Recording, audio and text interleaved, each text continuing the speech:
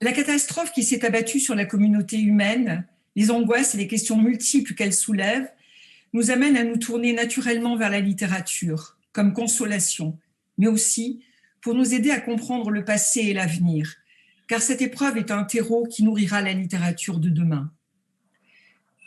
Une thématique s'est imposée pour les Journées du livre russe 2021.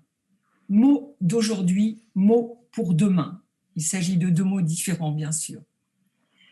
Aujourd'hui, ce sont trois auteurs majeurs qui s'entretiendront avec Anne Koldefy-Fokar sur le thème « Soigner les mots par les mots ». Yevgeny Vadalaskine, Maxime Ossipov et Alexei Salnikov, que je salue et que je suis heureuse d'accueillir ici. On ne présente plus Anne Koldefy. Agrégée, doctoresse lettres, elle a enseigné la littérature russe et la traduction littéraire à l'université de la Sorbonne. Elle est aussi traductrice d'une soixantaine d'ouvrages, lauréate du prix Read Russia et du prix Rossophonie 2020. Elle est aussi éditrice et coordonne le comité de lecture franco-russe du projet Bibliothèque russe lancé en 2018. Avec elle, aujourd'hui, Yevgeny Vadalaskine, médiéviste, chercheur à l'Académie des sciences de Russie, et qui est l'auteur de plusieurs romans traduits en français. Les 4 vies d'Arsénie, publié chez Fayard, qui est une formidable chronique d'un temps où la peste sévit. Les éditions des Syrtes ont depuis publié L'Aviateur et Brisbane, dont le premier, le héros souffre d'amnésie, dont le deuxième, un musicien virtuose, est soudain victime de la maladie de Parkinson. Ces malheurs qui frappent les hommes permettent à l'auteur, Yevgeny Vadalaskine, de nous proposer, dans un style éblouissant, une réflexion philosophique profonde. Médecin, Maxime Ossipov a travaillé dans différents instituts. Il a aussi fondé une maison d'édition avant de s'installer à Taroussa, où avant lui, son grand-père, lui aussi médecin, s'était réfugié après sa libération des camps. Il y travaille à l'hôpital. Ses ouvrages, Ma province, Histoire d'un médecin russe, Après l'éternité, sont publiés chez Verdier dans la collection Slovo. Maxime Ossipov fait un état des lieux sans concession de la province et de ses hôpitaux. C'est pourtant dans cette Russie meurtrie, bafouée, honteuse parfois, que les héros d'Ossipov trouvent leur intégrité et un bonheur aussi authentique que fugace.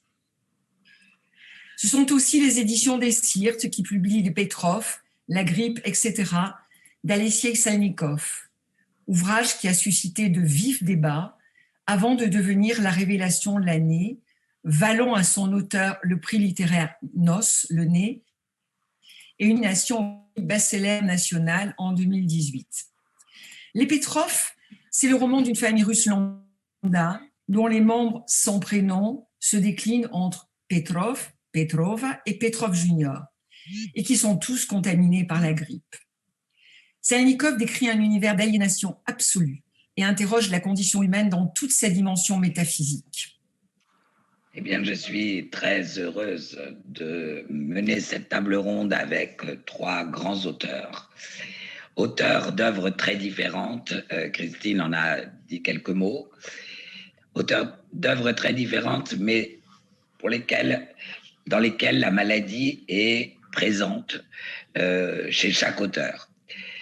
Alors bien sûr, la maladie, avec le contexte pandémique actuel, c'est quelque chose d'un peu incontournable, mais les romans de Yevgeny Vadalaskine que Christine a cités sont tous parus bien avant la pandémie actuelle. Les Petrov, La grippe d'Alexei Salnikov également. Le premier récit de Maxime Ossipov, du recueil Ma province, qui se passe dans un hôpital, puisque, vous l'avez dit Christine, Maxime Ossipov est médecin. Tout ça a été écrit bien avant la pandémie.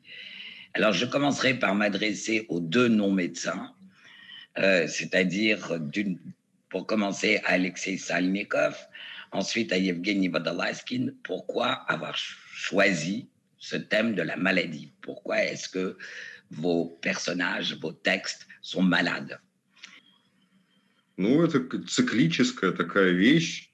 C'est une chose cyclique qui nous arrivait au moins avant, des épidémies de grippe cycliques. Aujourd'hui, elle est devenue permanente. Mais voilà, jusqu'en 2019-2020, c'était une petite répétition de la mort, tout comme le Nouvel An, la fête de Nouvel An, qui est aussi une petite répétition de la mort, car il s'agit des funérailles de l'ancienne année pour commencer la nouvelle. Et dans mon roman, ces événements correspondent. Cette famille Petrov, choisir autre chose, faire autre chose que de les rendre malades. Нет, это именно обязательно. Они как-то Non, c'était justement obligatoire. Они сами ее несут. Ce sont eux-mêmes qui propagent cette maladie. Оторваны друг от друга. Ils tombent malades, ils sont séparés les uns les autres. Приходят в себя. Et quand ils sont tous ensemble, ils commencent à revenir à eux. Да, это просто C'est une période particulière. люди, пока они отдельно, они странные. Oui, c'est tout simplement la volonté de montrer que quand les gens sont séparés, ils sont bizarres, ils sont malades, étranges. Evgeny Podolatsky, je vous poserai la même question en ajoutant que dans un podcast, en parlant de l'écriture ou plutôt du métier d'écrivain, vous dites que le métier d'écrivain consiste à mener un dialogue avec la mort. Je vous cite, Vesti dialogue sa смертью. La maladie dans vos 3 romans qui ont été annoncés par Christine Mestre, dans Brisbane, dans Les 4 vies d'Arsenie, dans L'Aviateur, est-ce qu'elle facilite pour l'écrivain ou est-ce qu'elle complique pour l'écrivain que vous êtes ce dialogue avec la mort? Je crois que, au moins dans mon cas, le métier d'écrivain, ça a été provoqué par une tentative, non peut-être de négocier avec la mort, de s'entendre avec la mort, c'est difficile, mais peut-être s'y habituer. Et maladie, c'est pour ainsi dire le stade qui précède en général la mort. Et c'est pourquoi souvent, quand les gens voudraient, on peut dire, éclaircir leur relation avec la mort, ils commencent à parler de la maladie. Ils capturent la personne à cette étape de la transition de la vie à la mort, et souvent cette étape, malheureusement, c'est la maladie. Вы говорили просто вот вести диалог со смертью. Ce n'était pas quand même s'arranger avec la mort, c'était de mener le dialogue, ce n'est pas tout à fait la même chose. Oui, effectivement, ce n'est pas tout à fait la même chose, parce qu'on peut bien dialoguer avec elle, mais on ne peut pas s'entendre. Vous savez, c'est comme l'un de mes personnages dans Brisbane qui n'est pas tout à fait normal, mais qui dit des choses très sensées souvent. Il dit que la vie, c'est une longue tentative de nous adapter, de nous habituer à la mort. Et je crois que les écrivains, quand ils touchent à ce sujet de la mort, de la maladie, ils poursuivent leurs propres objectifs. Par exemple, ils veulent s'habituer au fait que nous sommes tous mortels. Dans une interview, vous dites, je vous cite d'abord en français, les malades, comme d'ailleurs de nombreux médecins, expriment 2 sentiments plus forts que tout, la peur de la mort et le non-amour de la vie. Je vous donne la citation en russe. У больных, да и у многих врачей, сильнее всего выражены 2 чувства. Страх смерти и нелюбовь к жизни. Fin de citation.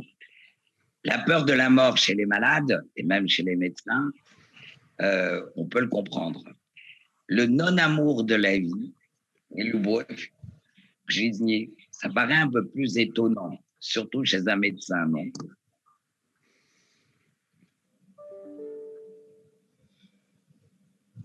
Ну, это было такое первое впечатление, когда я приехал C'était в ma Тарусу. première impression arrivée à Taroussa. Я бы это сказал. Je ne suis pas sûre que j'aurais dit ça aujourd'hui, que je l'aurais répété. В общем, конечно, Bien que, bien sûr, la peur de la mort мешает любить жизнь. empêche d'aimer la vie. Так сказать, любовь побеждает страх смерти. Et l'amour, pour ainsi dire, peut vaincre la peur de la mort И в Писании et pas l'inverse. C'est ce qui a été écrit déjà dans les Écritures. на первый взгляд. А по сути дела, по-моему, это естественное Au fait, такое pour moi, c'est quelque chose de naturel. любить жизни. C'est une combinaison naturelle de la peur de la mort et de non-amour de la vie. Et les médecins ici ne sont pas très différents de leurs patients. Quelle serait la différence? Ce sont aussi des gens qui ont peur et qui meurent, etc. Qui meurent aussi, qui ont peur de la mort, mais qui essaient de sauver justement la vie des patients. Donc ça fait quand même une différence.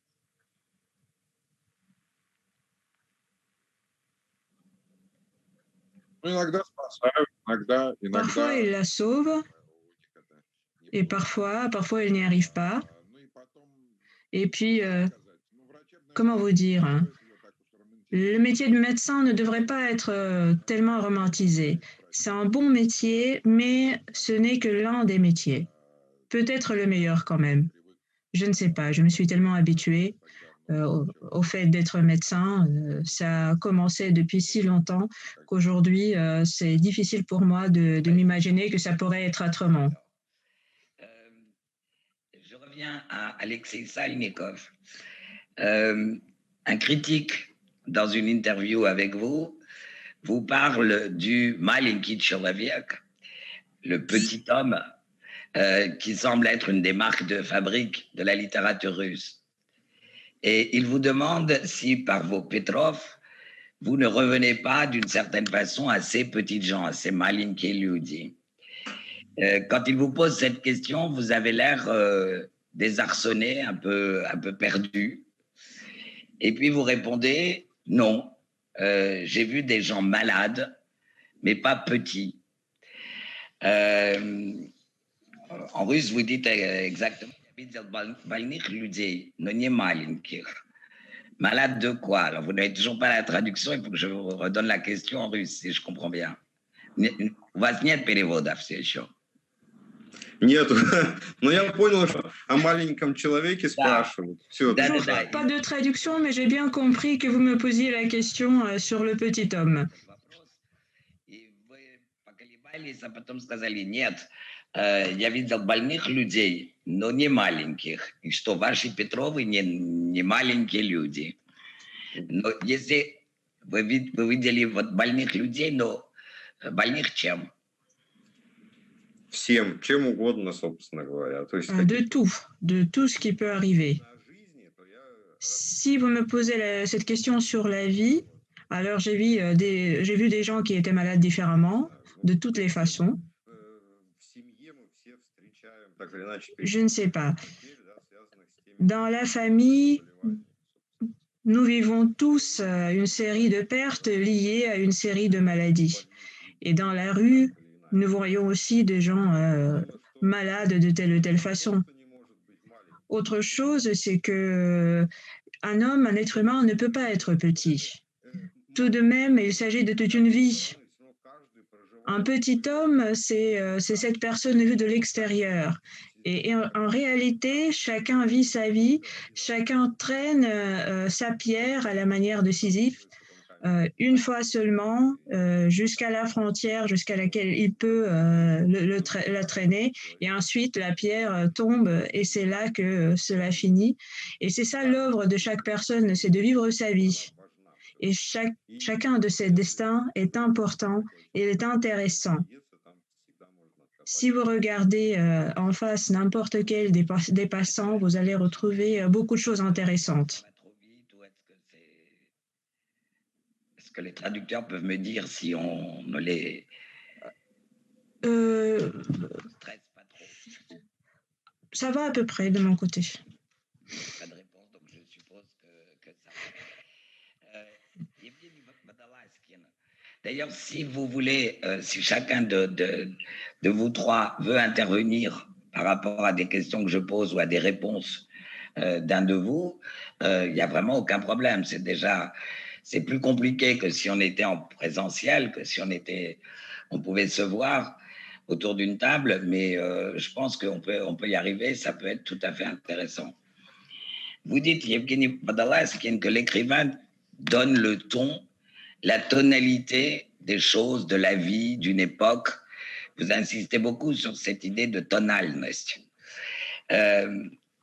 Et qu'ensuite, c'est au lecteur de vous donner le là, d'une certaine façon, et ensuite, c'est au lecteur de poursuivre. C'est quoi pour vous la tonalité de l'actuelle pandémie?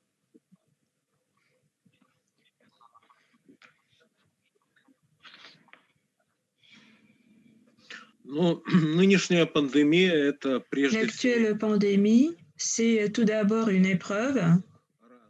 C'est l'épreuve des qualités humaines les plus différentes.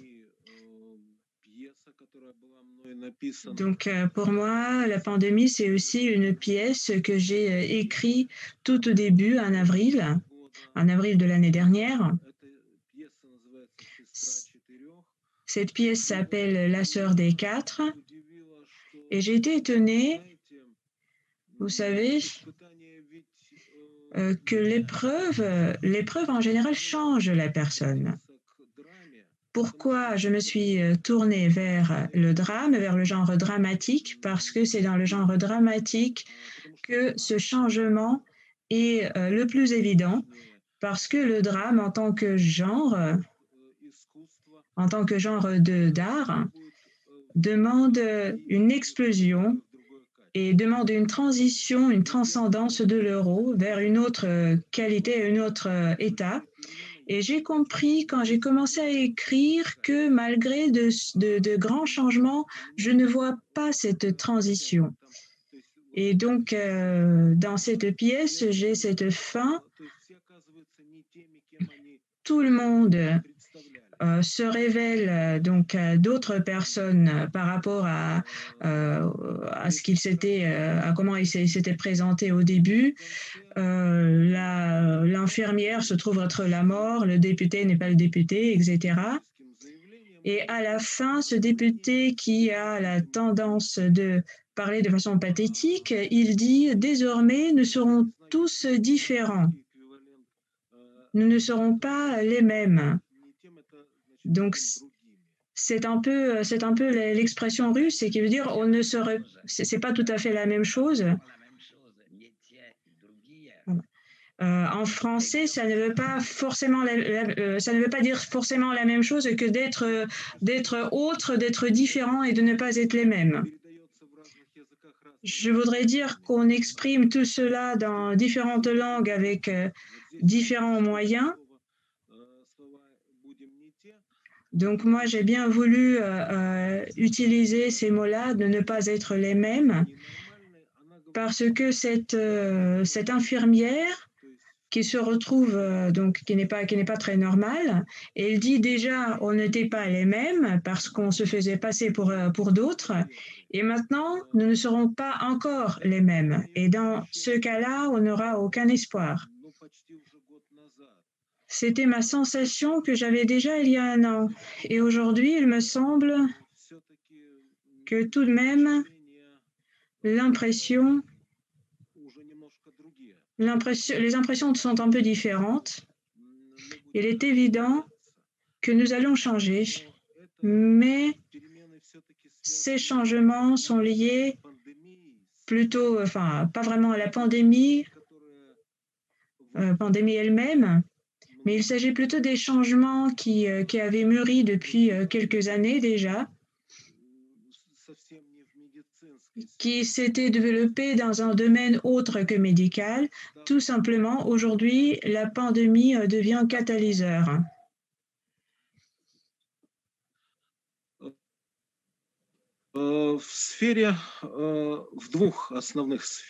Dans deux domaines essentiels, dans le domaine personnel et aussi dans la sphère sociale. Nous avons soudain compris que nous sommes totalement nous sommes arrivés dans une situation où il n'y a aucune frontière entre les gens, où il n'y a aucune sphère privée, tout se trouve sur Internet. Et aussi dans le sens étatique, dans la dimension interétatique, cette idée de la globalisation a été poussée à l'extrême et elle est arrivée à ses limites naturelles qu'elle ne peut plus dépasser. Et quand on ne peut pas avancer, on commence à reculer.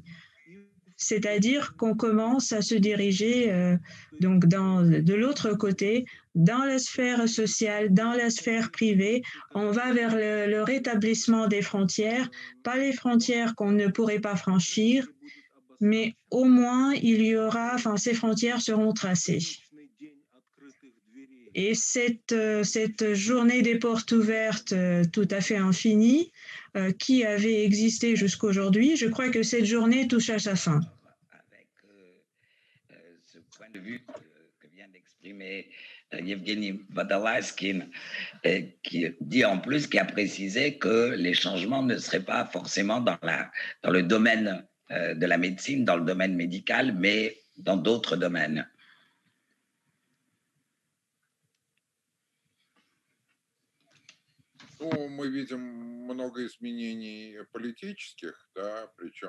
Nous voyons beaucoup de changements politiques, parfois vers le meilleur, parfois pour le pire. Il y aura des changements, bien sûr, mais pour l'instant, c'est trop tôt pour en parler. On ne ressent pas un changement global. Et je devrais dire que pour moi, l'humanité en tant que telle, a manifesté quand même beaucoup de bonnes qualités pendant cette pandémie. Vous savez, je suis toujours étonnée à voir dans les embouteillages à Moscou, et non seulement à Moscou, quand il y a plusieurs voitures dans un embouteillage, personne ne commence à se battre, à protester, à se bagarrer, tandis qu'on pourrait le faire. C'est quand même une situation qui est propice à ce genre de manifestation, et quand même les gens continuent à se conduire de façon décente, digne. Et regardez, aujourd'hui, c'est la science qui fait ses preuves. Il y a le vaccin qui apparaît, il y a des guerres qui se calment un petit peu. En Amérique, on a changé le président et je suis très contente de ce fait. En Russie, l'État profite un petit peu de cette pandémie, mais je ne voudrais pas en parler maintenant. Et en ce qui concerne ma propre réponse, j'ai écrit quelques tout petits récits qui s'appellent Les lettres du bonheur du 2020, 20 et 20. Ils ont été traduites en anglais et en allemand, il n'y a pas encore en français. Il s'agissait un peu d'un rire un peu hystérique. Et puis quand la quantité donc des discours funéraires a dépassé une certaine quantité, j'ai compris que je ne voulais plus écrire cela.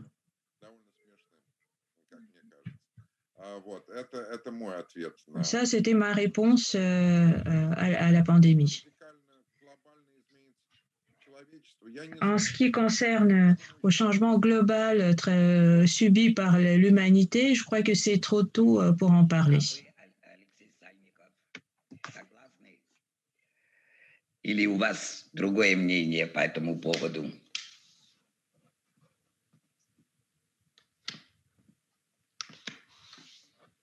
Вы нас слышите?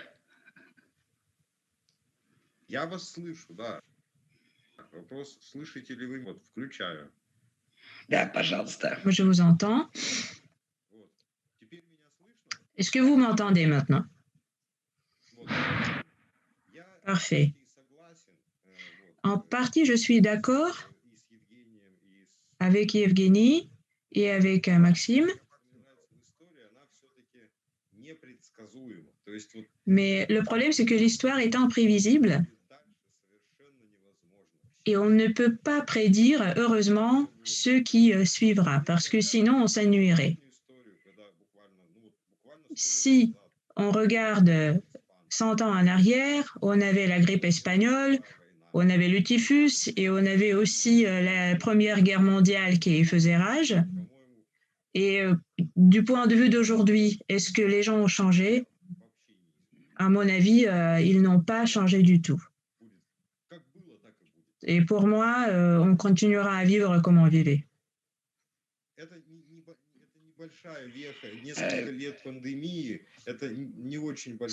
Ce n'est pas vraiment un changement, ce n'est pas un vrai repère pour le genre humain, quelques années de pandémie.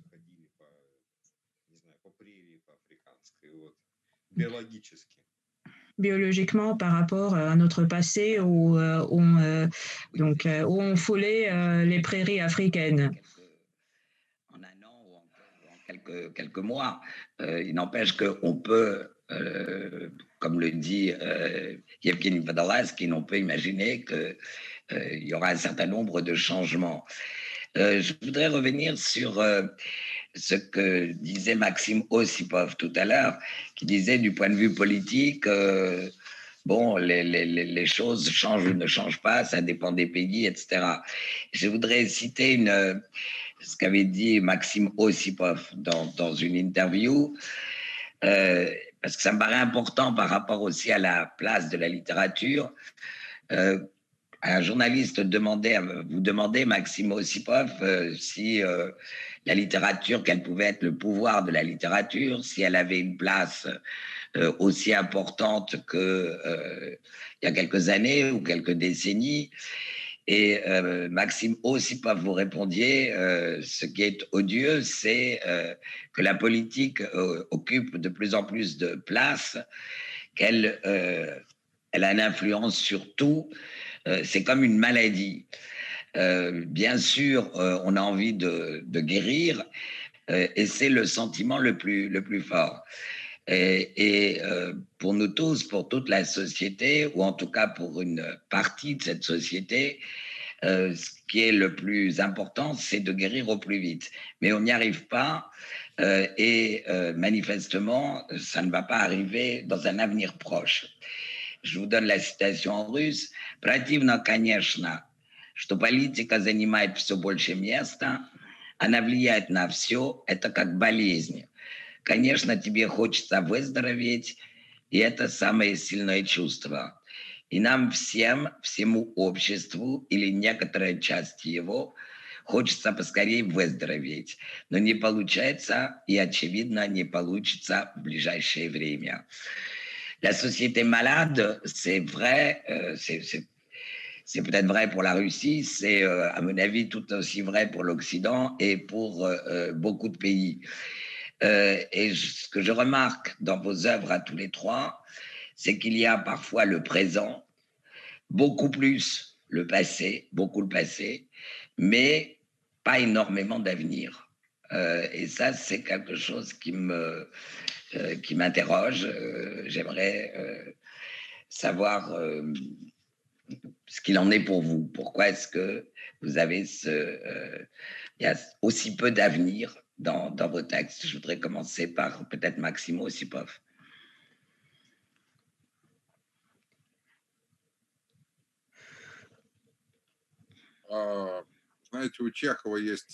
Vous savez, Tchekhov a une citation d'une de ses lettres. C'était aussi quelqu'un dans la profession médicale. Donc, je suis habituée à écrire sur les choses que je connais. Moi, je ne connais pas l'avenir et du coup, je n'écris pas dessus. En général, j'écris sur le présent, pas tellement sur le passé. Ça peut être une qualité, ça peut être un défaut, je ne sais pas. Mais pour moi, pour écrire quelque chose, il faut que je connaisse le matériel et je ne connais pas du tout le matériau du futur. À part cela, je ne voudrais pas discourir maintenant sur la Russie.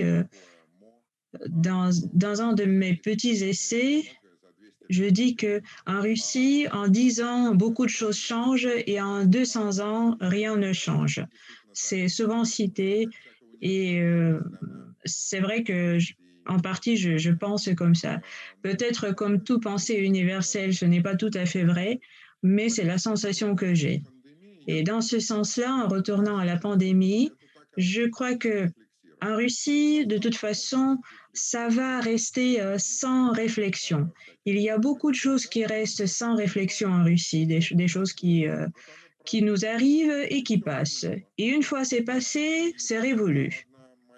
Et comme a dit une amie allemande, elle a dit que le malheur de votre société, c'est qu'aucune des époques ne se termine. C'est vrai, ces époques ne se terminent pas, mais elles passent et finalement elles reviennent. Et c'est dans cela qu'on vit, y compris dans le sens politique. Et aujourd'hui, dans le sens politique, on vit quand même des temps très troubles avec une grande quantité de prisonniers politiques, on peut le dire ouvertement. La situation est mauvaise. J'ai dit beaucoup de choses. Mais votre question a aussi été assez large. Bien sûr. Et Alexei Salnikov, vous êtes dans quel espace de... Дело не в том, что писатель пишет о будущем или о Le прошлом. fait, c'est pas que l'écrivain qu'il écrive sur l'avenir ou sur le passé, il écrit toujours sur le présent. Il essaie toujours de comprendre, d'appréhender le présent, même s'il écrit sur le futur ou sur le passé. C'est-à-dire que le texte, il est toujours sur le présent, que ce soit un polar ou une saga historique ou pseudo-historique, n'importe quel genre, dans n'importe quel cas, essaie d'appréhender justement le moment que vit l'auteur. C'est la tentative de trouver du sens dans ce qui se passe autour au moment présent. C'est pour ça que, tout simplement, il est impossible d'écrire sur l'avenir. De toute façon, on écrira sur le présent. Vous tournez beaucoup vers le passé, sans doute pour expliquer le présent et peut-être pour vous projeter dans l'avenir. La mémoire, le passé, et vous remontez très loin dans le passé. Je ne crois pas. En fait, l'avenir, de toute façon, il arrive en guise du présent. Et il se révèle pas du tout une chose qu'on avait prévue, qu'on avait prédit.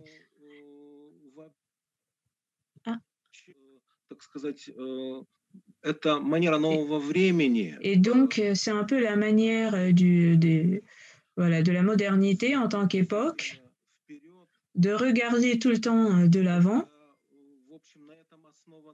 C'est sur cela que se basent les utopies, les grandes utopies, et puis les utopies terribles comme le communisme qu'on avait essayé de mettre à l'œuvre.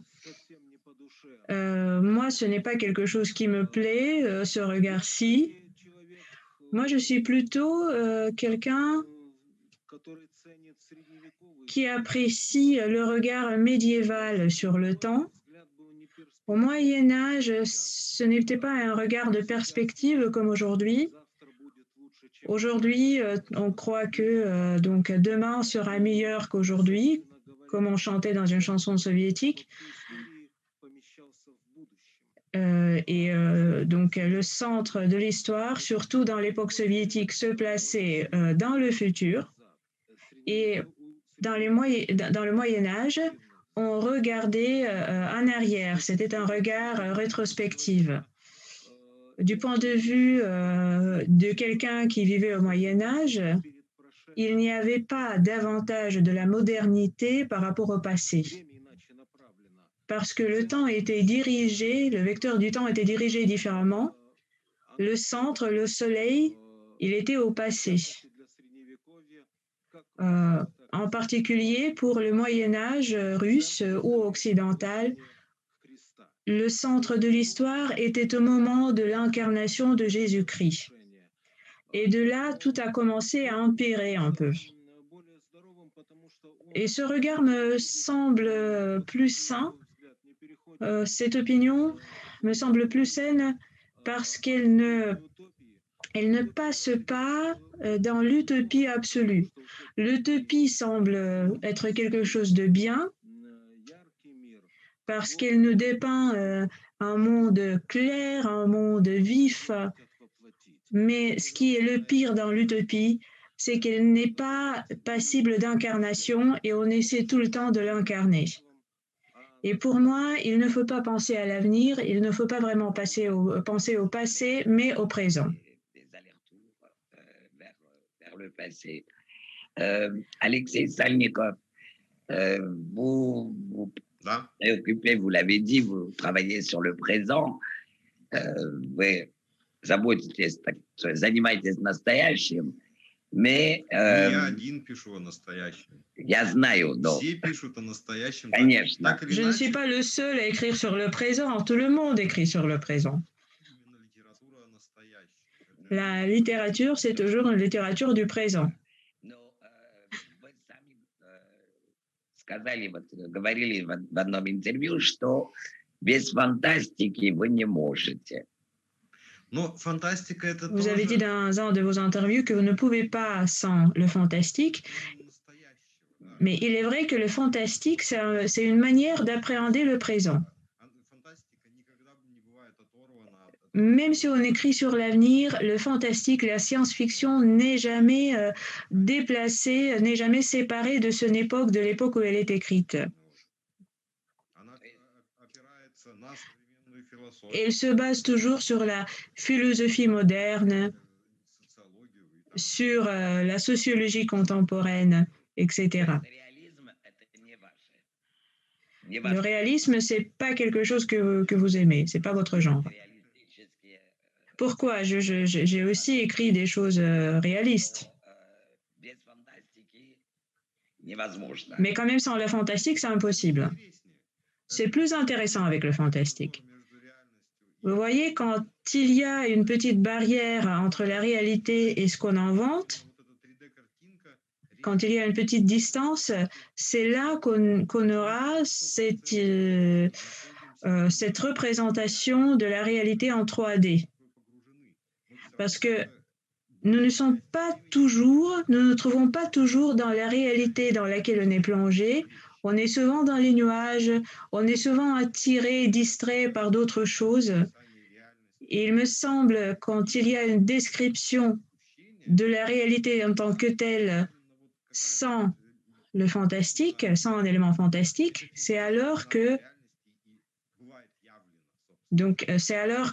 peut retrouver un revers métaphysique de la réalité. Ветровых было довольно удобно в том смысле, что вся фантасмагория, она можно считать, что это C'était assez pratique dans le Petrov et la grippe parce que toute cette fantasmagorie, on pouvait la croire fruit de la fièvre, fruit de la maladie. да, когда мы встаем перед Oui, effectivement, такой маленькой смерти, мы начинаем quand on se retrouve face à cette petite mort, on commence à réagir de façon plus vive à la vie. Осипов, c'est un petit peu différent. Vous êtes un homme de médecine, donc vous êtes plus dans le réel, voire le réalisme, que dans le fantastique.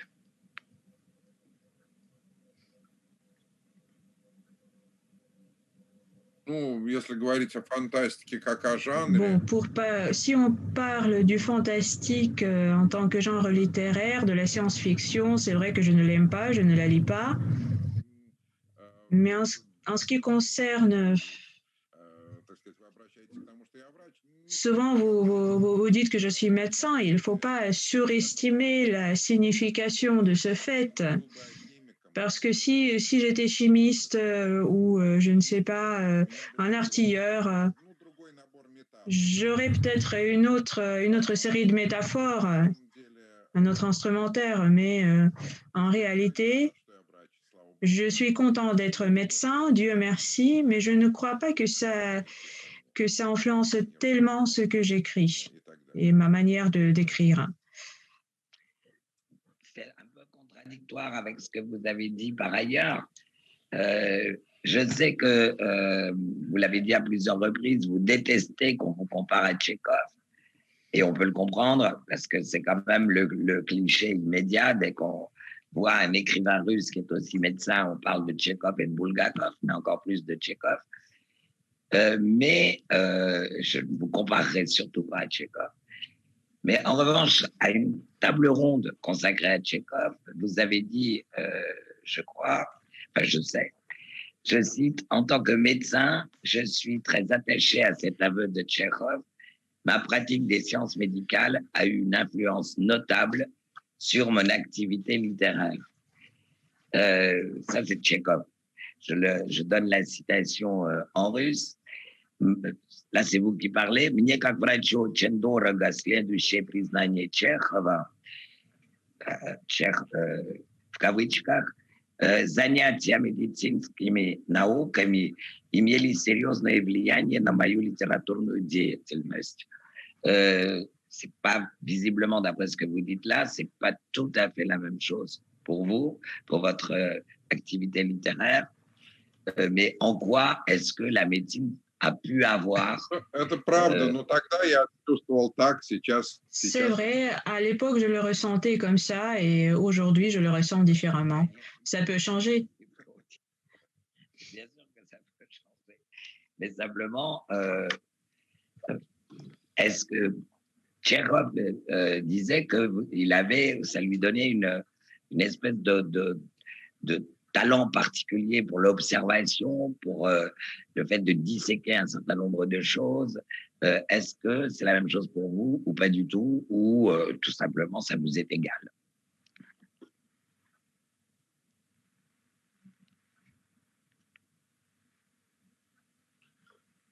Vous savez, c'est une grande conversation ici. C'est difficile pour moi de m'imaginer autre chose que médecin.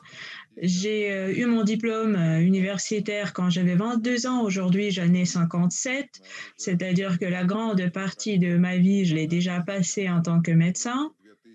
Et sinon, j'ai commencé à en écrire en 2007-2008.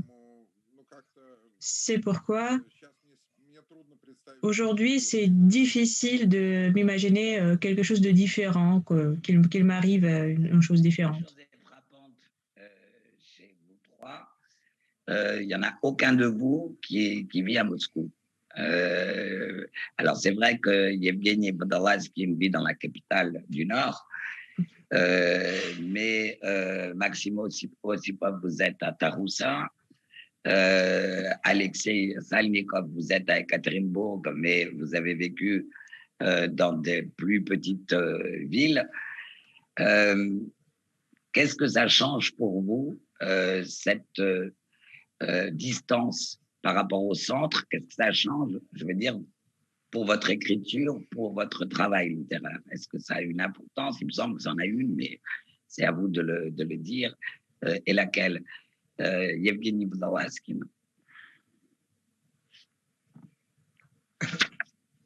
Ну, я живу в Vous venez de Kiev. таком городе. Je vis dans une ville, je suis née à Kiev, bien que mes aïeux soient arrivés justement de Saint-Pétersbourg à Kiev. Et jusqu'à un certain moment, pour moi, c'était un retour. En théorie, j'aurais peut-être pu aller à Moscou, mais Saint-Pétersbourg me correspondait le plus parce que d'un côté, c'est une grande ville avec de grandes bibliothèques, des musées, des théâtres. Et de l'autre côté, cette ville est privée de cette énergie de la capitale qui vous vide, qui vous oppresse quand vous êtes pris dans ce flou. Vous voyez, Saint-Pétersbourg, c'est une ville très étonnante. C'était la Moscou du 19e siècle. C'était une ville très affairée. c'est Moscou qui était plutôt la ville de l'âme, la ville des négociants, tandis que Saint-Pétersbourg, c'était un centre d'affaires. Il suffit de lire l'histoire ordinaire qui parle donc des gens qui arrivent d'autres endroits. Aujourd'hui, à Saint-Pétersbourg, on garde tous les avantages de la capitale, à part ce rythme et à part cet état d'esprit des affaires. J'aime beaucoup Moscou. À Moscou, quand je veux sentir cette envergure de la vie, parce que dans la vie, on veut tantôt une chose, tantôt l'autre, alors je vais à Moscou, je me baigne dans ces rayons, dans ces ondes de puissance, de quelque chose de fabuleux, de quelque chose peut-être de superflu.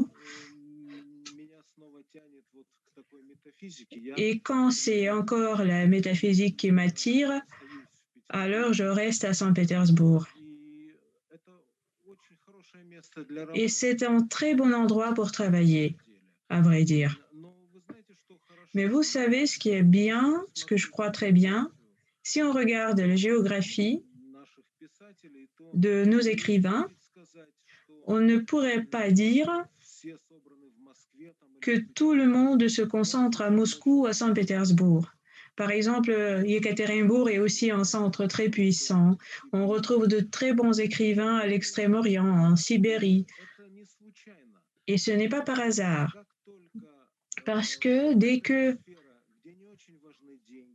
y a un domaine où l'argent n'a pas beaucoup d'importance, où la situation géographique n'a pas beaucoup d'importance, alors on comprend que partout se trouve cette création. Mais bon, dans presque toutes les autres sphères, je parle des sphères, des domaines de l'art, le cinéma ou d'autres domaines, peut-être aussi le théâtre. Pour arriver au succès, pour réussir, les gens vont quand même à Moscou parce que c'est là qu'il y a l'argent, c'est là qu'il y a les possibilités, les connaissances. Mais dans ce domaine merveilleux qui est la littérature,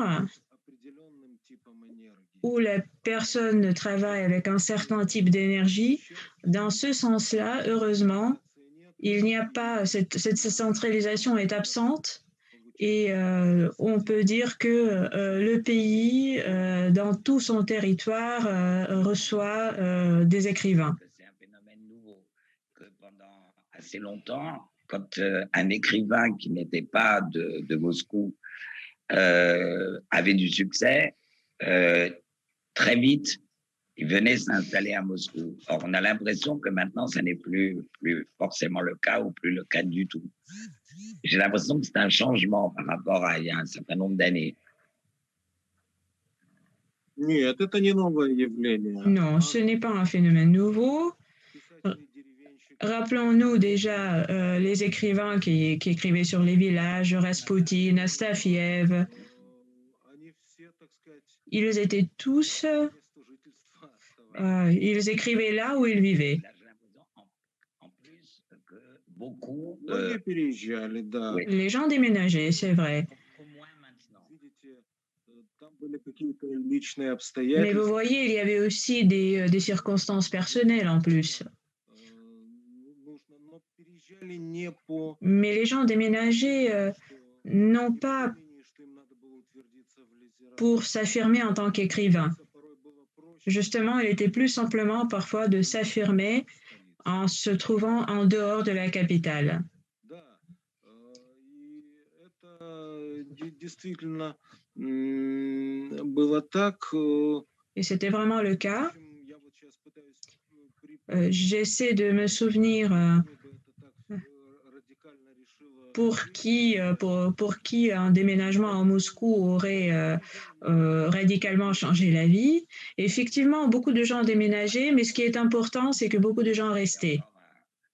Un plus grand choix, puisque parce que bon, vous avez travaillé à Moscou avant de vous installer à Taroussa.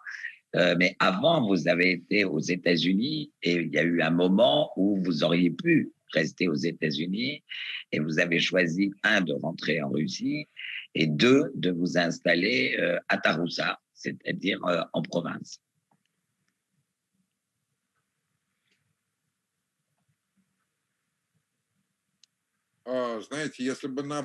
Vous savez, si c'était le contraire, si j'allais de Taroussa à Moscou et à Moscou vers New York ou à Los Angeles, vous n'auriez pas posé cette question. Et de là, je partirais où? Sur la planète Mars?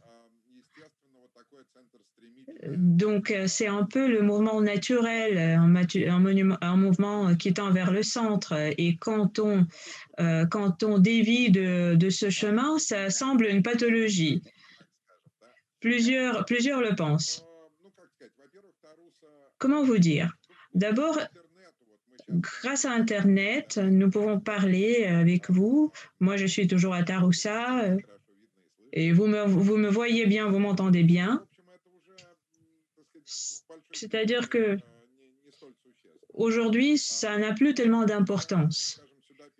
Et puis, quand mon arrière-grand-père est venu ici en 1946, il a été donc contraint de venir ici. Les gens venaient à cet endroit après avoir été emprisonnés dans les camps. Voilà, il y avait 12 heures pour aller de Moscou jusqu'ici. Aujourd'hui, je n'ai qu'une heure et demie à faire pour atteindre mon appartement de Moscou en voiture.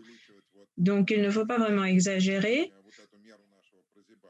le fait qu'on soit en province. Et de l'autre côté, en vivant à Taroussa, je ressens que tout ici correspond à ma mesure, correspond à la mesure humaine. À Moscou, surtout à Moscou d'aujourd'hui, qui est tout le temps en train d'être reconstruite, d'être décorée, je n'ai plus le sentiment que ce soit ma ville, bien que je sois née à Moscou et grandi à Moscou, je la connaissais, mais chez Brodsky, vous avez cette citation, ce poème d'un côté ironique et de l'autre côté assez tragique qui dit que la meilleure vie sur cette ville, on l'aurait si on est à bord d'un bombardier. À Taroussa, vous n'avez pas besoin de vous mettre à bord d'un bombardier. Tout est à ma mesure, vous savez. Alors, tout simplement, je me plais ici. C'est l'un des aspects. Et l'autre aspect, c'est que je crois que la Russie, dans ces derniers temps, devient de plus en plus provinciale par rapport au centre de civilisation. Et Taroussa, bien sûr, c'est une ville de province. Il y a beaucoup de choses grotesques. Le grotesque que vous trouvez en province, qui essaie de copier ce qui se passe dans les capitales. Et j'en ai écrit aussi. Et j'en écrirai peut-être encore plus. Oui, je ne vous aurais pas posé la question si vous aviez fait le chemin inverse, tout simplement parce que c'est plus habituel. On a eu quand même beaucoup de cas de gens qui partaient de Taroussa ou de je ne sais où en province, Moscou et ensuite New York. On a eu beaucoup. L'itinéraire inverse, c'est quand même plus rare. Alexei Salnikov. Alors vous, Екатеринбург. Да. Ah, Ну, первый ваш вопрос звучал так. Изменилось бы что-нибудь, если бы вы куда-нибудь там переехали? Да? Alors, c'est-à-dire que votre question, c'était si quelque chose avait changé si j'avais déménagé. Non, c'est plutôt l'influence de votre lieu de vie sur votre travail. Vous voyez, moi, je suis qu'un seul exemplaire. Si j'avais plusieurs options, s'il y avait plusieurs variantes de moi, je le saurais peut-être. et je verrai ce qu'ils écriraient. Aujourd'hui, je ne le sais pas, à vrai dire. Bien sûr, il y a une certaine influence, mais à présent, j'ai eu la chance de naître, de grandir, de devenir adulte à l'époque où ce n'est pas tellement important dans quelle région tu vis. Bon, c'est important parce que c'est quand même un endroit très, très commode. Il n'y a que 2 heures en avion à partir de Moscou. En général, vous mettez 2 heures à aller d'un district de Moscou à l'autre. Donc, c'est à peu près le même voyage qu'à Moscou, on ferait en bus. Et ensuite, les frontières des régions sont maintenant un peu floues, et même les frontières du pays. Avant, il fallait effectivement se trouver à Moscou ou à Saint-Pétersbourg pour travailler avec la maison d'édition. Aujourd'hui, cette nécessité a disparu. Vous pouvez travailler de n'importe où tant que vous avez Internet. L'Internet qu'on ne n'a pas encore bloqué. Et de ma part, je voudrais dire que j'aime Pétersbourg plus que Moscou. Surtout, ce que j'aime, c'est la perspective Nevsky. Avec ma femme, une fois, on est sortis un matin sur la perspective Nevsky et j'ai dit à ma femme, regarde, là, il y a quelques personnes et après, ce sera plein, ce sera comme dans un bus plein, comme dans le métro bondé. Et cette vie, elle ne se calme jamais. Cette vie de la perspective Nevsky, elle est merveilleuse. C'est l'endroit que je préfère dans ce pays, à part peut-être Zelenograd. Et pourquoi? Vous y êtes allé? Oui, j'y suis allé et c'est la ville la plus charmante pour y mourir.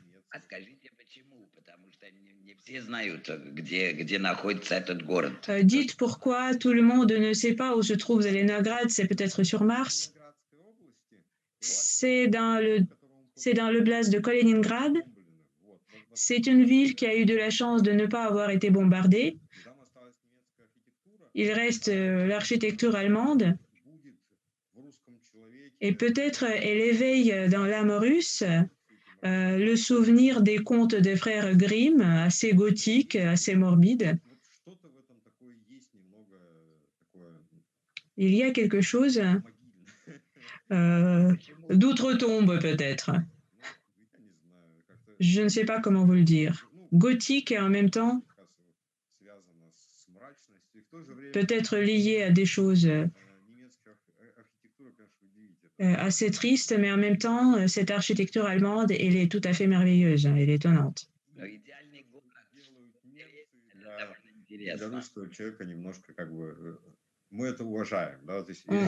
On respecte, les gens russes respectent ce que font les Allemands, à part peut-être quelques aspects. On aime bien ce qu'ils font. Je voudrais poser une question à Yevgeny encore Vodolazkin et ensuite j'aimerais bien que ceux qui nous écoutent ou les participants puissent poser des questions. Il nous restera quand même un peu de temps, je pense que ce serait bien. Yevgeny Vodolazkin, vous dites toujours dans le podcast dont j'ai parlé déjà que la tâche de l'écrivain n'est pas de donner des réponses. Et ça, je crois que c'est très important pour nous dans la situation actuelle, dans le contexte actuel, mais de correctement, je traduis par correctement, правильно, de correctement poser les questions. Et quelles sont les questions d'aujourd'hui qu'il faut poser correctement?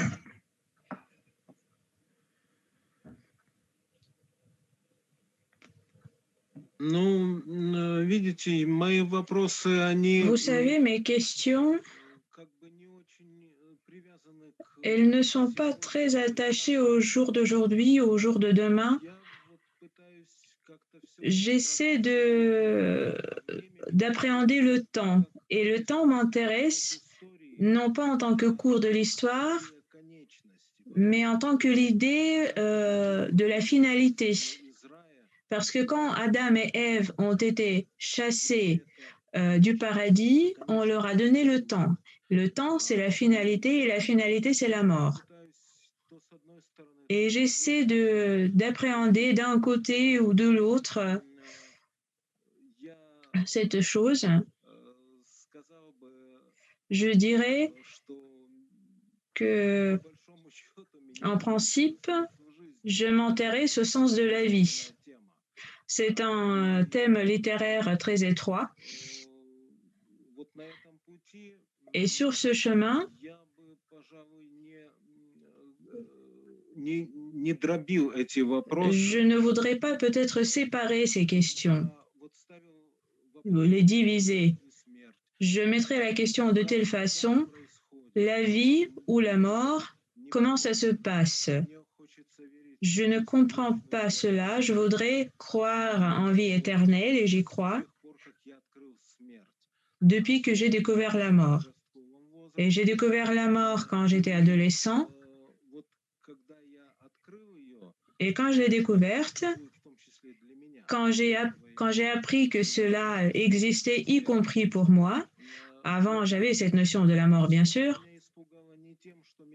la mort ne m'a pas fait peur par le fait que je n'existerai plus, mais par le fait que tout ce que je fais, si la mort est finale, alors tout cela est privé de sens.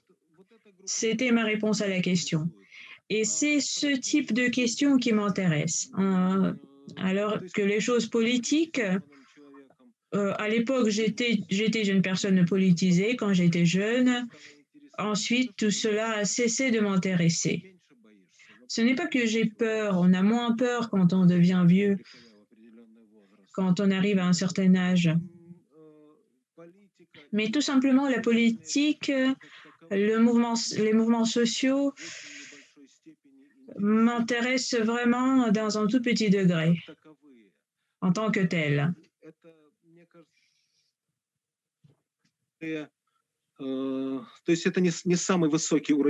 Pour moi, ce n'est pas le niveau très haut de la vérité. Ça ne veut pas dire que je ne m'intéresse pas à la situation, mais tout simplement, je suppose que même une situation sociale, il n'y a qu'une âme humaine, une âme concrète qui peut avoir effet, et pas vraiment un mouvement de masse. Maxime Osipov, quelles sont les questions qu'il faut poser correctement aujourd'hui pour vous?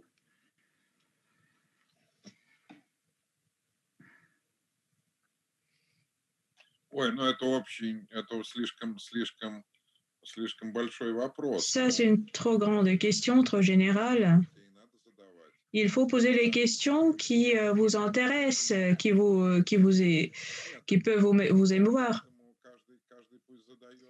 Chacun doit poser les questions qu'il veut. En ce qui me concerne, je n'écris pas sur la vie et la mort, c'est plutôt sur la vie et la non-vie. La mort, j'en vois beaucoup autour de moi. Et la mort en tant que telle, elle ne m'attire pas tant que ça, elle ne m'intéresse pas tant que ça. Mais il y a des questions les plus diverses. Et puis la politique, il ne s'agit pas tout simplement d'une lecture de journaux. Il y a beaucoup d'esthétique dans la politique. Et c'est pour cela que, au contraire de Yevgeny, je suis vraiment inquiétée par les questions politiques.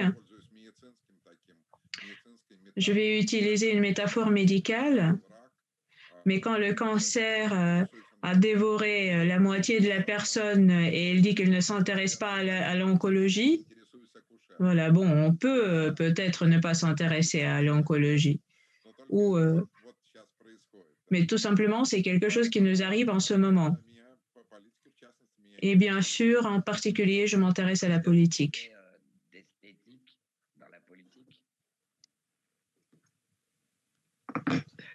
шоу. Когда мы делаем выбор Vous какой-то, voyez, quand on fait un choix силами и так далее, entre différentes forces, как дети делаем nous выбор, sommes un peu comme les enfants тоже решают, вот это qui хорошо, choisissent. это плохое. Et les enfants, ils font leur choix, ils se disent c'est une bonne personne, c'est une mauvaise personne, et ils le font à la base de quelques notions esthétiques. Et nous ne sommes pas très différents des enfants dans ce sens-là. Et quand on voit Для нас совершенно quelque chose qu'on ne peut pas accepter, alors nous allons faire accorder notre idéologie donc à cette notion plutôt esthétique. Oui, si on considère que la politique est un spectacle, cela ne contredit pas à ce que vous dites. C'est vraiment un très beau spectacle, je le dis sans ironie. Parfois, par hasard, il m'arrive donc d'écouter des discours des politiques et je le trouve grandiose. C'est très intéressant de regarder. Какие вопросы надо задавать правильно? Alors, quelles questions il faut poser? Как писатель. Понадобится ли бункер и боеприпасы? Вот. La première question qui m'intéresse, c'est est-ce qu'on aura besoin d'un bunker et de munitions? Et en ce qui concerne la politique, je suis tout à fait d'accord avec Maxime. Donc c'est vraiment très joli, un spectacle mené par des psychopathes qui savent manipuler les gens. Et aujourd'hui, on a cette possibilité d'être présent dans les réalités politiques qui t'arrangent. Si on veut vivre dans une Russie florissante où tout va très bien, vous pouvez rester pendant des années dans cette réalité.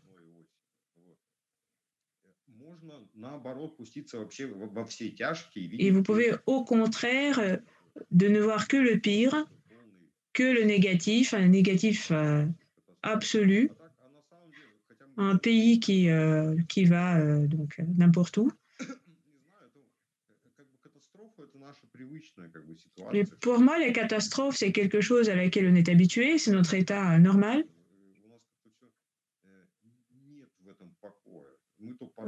Pour nous, il n'y a pas vraiment de calme. Soit on va fusiller le Parlement, soit on va faire encore quelque chose.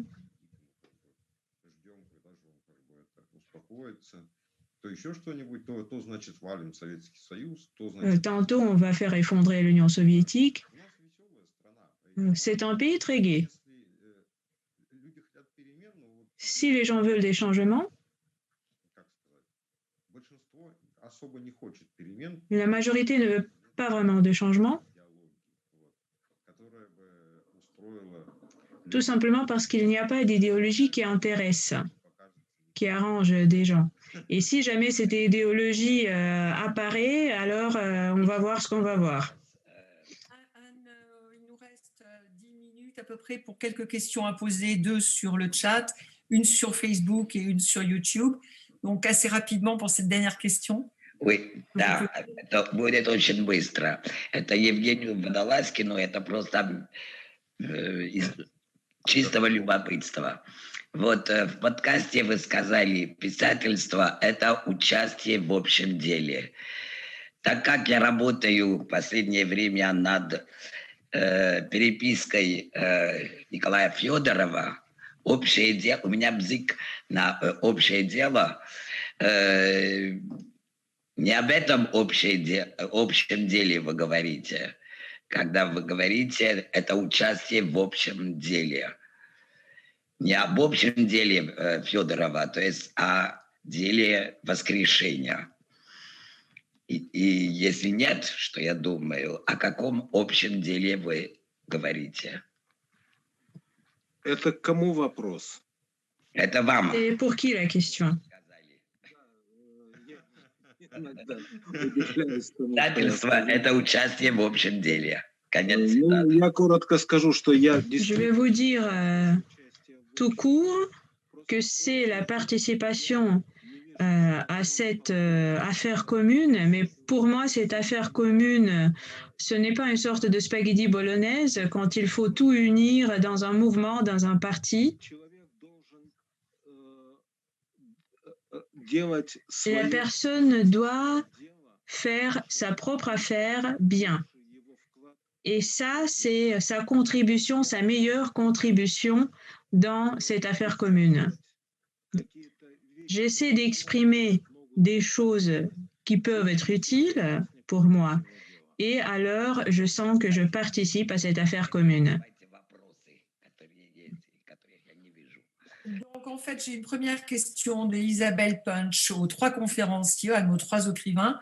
Par rapport à la première citation qu'a évoquée Anne, est-ce que les auteurs, nos 3 auteurs, se retrouvent dans la peur de la mort ou le non-amour de la vie? Est-ce que cela influence votre travail? Est-ce que vous vous retrouvez dans cette maxime et est-ce que ça influence votre travail? Кто отвечает? Qui répond? Алексей? Давайте, Алексей. Давайте я отвечу раз. Давайте. Alors, je vais répondre. Bien sûr, j'éprouve une peur de la mort, enfin, plutôt mon organisme qui l'éprouve. Mais je tire un très grand plaisir de la vie. J'essaie d'écrire ce plaisir. Et je ne sais pas pourquoi mes lecteurs croient que tout cela est morbide, mais moi j'écris toujours avec un grand amour. J'aime beaucoup les détails qui m'entourent. J'ai envie de les prendre en photo dans ma pensée et de les montrer aux autres. Спасибо. Еще вопрос. Когда вы пишете, ведете ли вы диалог с вашим читателем? Оставляете ли вы место для читателя в ваших произведениях? Спасибо. Нина Черепанова. Всем обращается вопрос. Давайте я скажу. Ну, в общем, нет, честно говоря. При этом нельзя сказать, что я пишу для себя. Это не так. Alors, je ne mène pas vraiment le dialogue avec mon lecteur. On ne peut pas dire que j'écris pour moi, mais j'écris plutôt pour moi, lecteur. Je ne suis pas seulement un auteur. Je suis aussi le lecteur de mes œuvres. Pour moi, il n'y a pas de lecteur idéal. Ensuite, je ne sais, des fois ce dialogue apparaît, des fois il n'apparaît pas. Ensuite, tout peut arriver. Mais au moment du travail, c'est comme ça. Да, я бы, пожалуй, присоединился к тому, что говорит Максим. Je me joindrai aux propos de Maxime. Il s'agit peut-être d'un lecteur idéal, dans la conception d'Umberto Eco, par exemple. Ce lecteur est en général presque égal à l'auteur. Вопрос François sur... Oui, on a 2 questions sur YouTube. Donc, la première question de la part de Fabien Magnonou, pour les 3 ou ceux qui voudront répondre. La maladie fait-elle simplement partie de la vie ou la maladie est-elle une distance nécessaire pour apprécier la vie?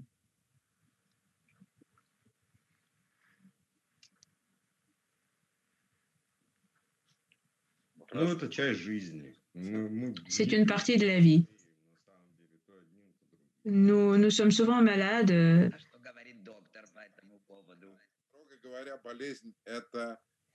Strictement parlant, la maladie, c'est quelque chose qui mène à l'invalidité, à la perte d'une partie de fonctionnalité. Ce que nous vivons dans la vie quotidienne, ce sont de petits mots.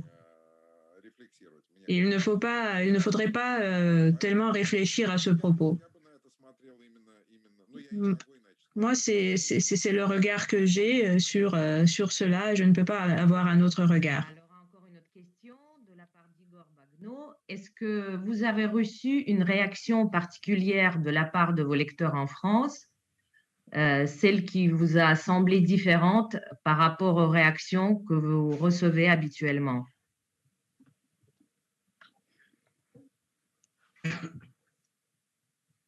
Кто отвечает?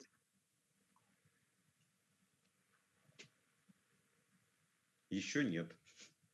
Pas encore. Давайте я могу сказать. У меня Je pourrais vous dire. бывали разные отклики, не всегда, Il y a eu différentes réactions, там, понятные, но pas toujours très compréhensibles, подошла, кажется, mais в Лион, parfois, что je crois que c'était à Lyon et à Bordeaux, не говорю по-французски, une femme s'est approchée de moi. Moi, malheureusement, je ne parle pas français et elle parlait en très mauvais anglais, один мой рассказ mais elle a dit qu'ayant lu изменила ее жизнь.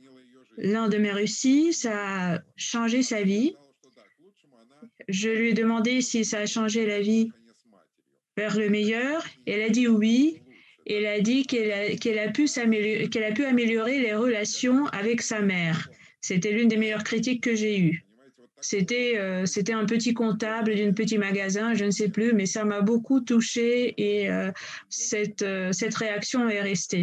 Ну, у меня были разные отклики. Вот J'ai eu des réactions différentes et les plus touchantes, c'était pas en France, mais en Finlande ou ailleurs. Et en France, j'ai été ravie par le fait que ces réactions me rappelaient les réactions de mes lecteurs russes, d'où je pouvais conclure que les valeurs fondamentales sont les mêmes pour tout le monde, ou peut-être presque les mêmes. Et aussi que la traduction était bonne. On peut peut-être conclure. Anne, juste, on demande une petite précision à toi. Tu as cité un podcast à un moment donné en parlant, je pense, à Alexei Salnikov. Et on Non. demande de préciser que non, c'était. Ça dépend quoi.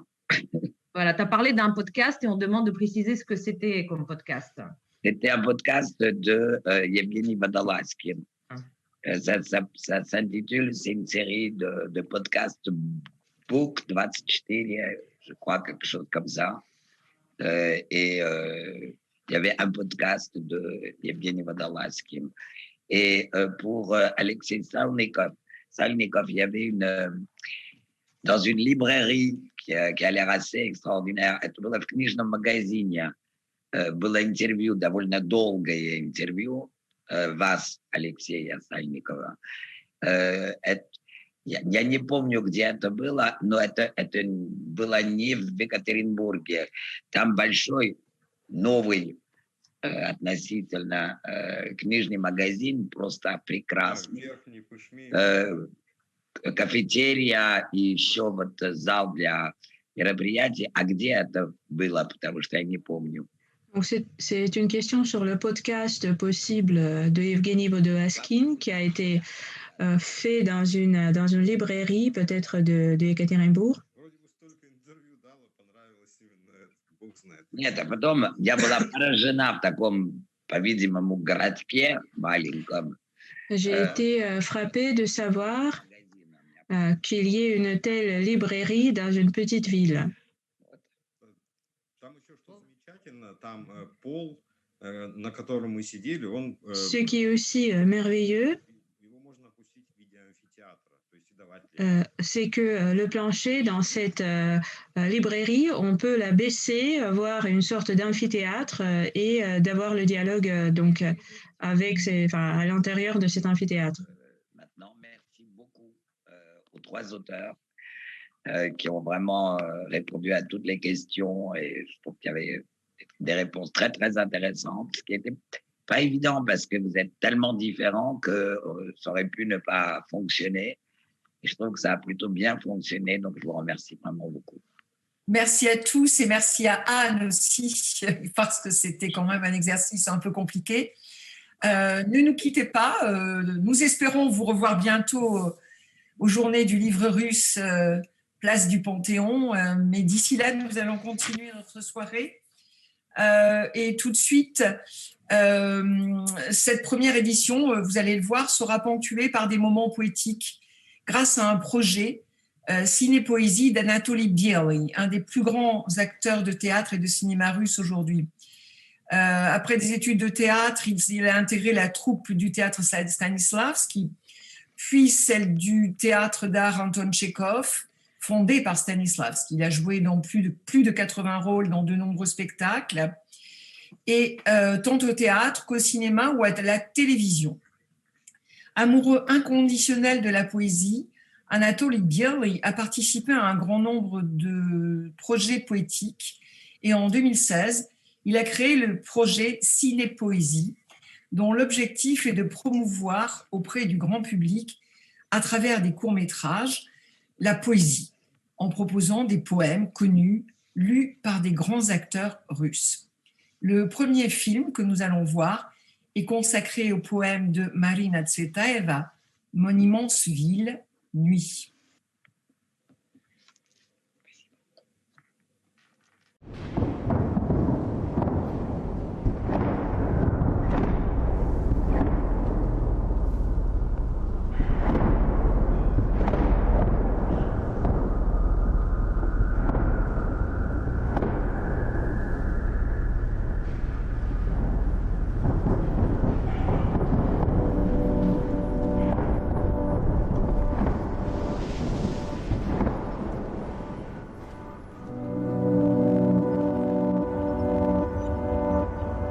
В огромном городе моем ночь. Из дома сонного иду прочь. И люди думают: жена, дочь. А я запомнила одно: ночь.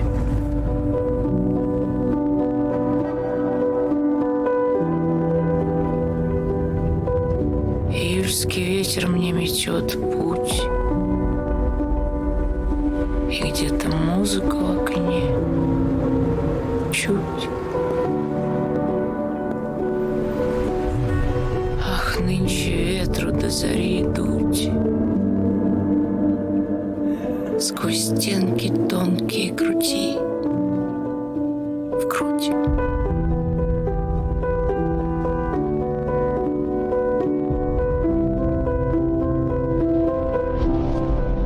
Есть черный тополь, и в окне свет, и звон на башне, и в руке цвет.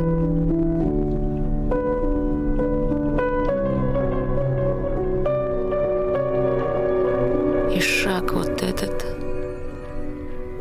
никому вслед, и тень вот эта меня нет.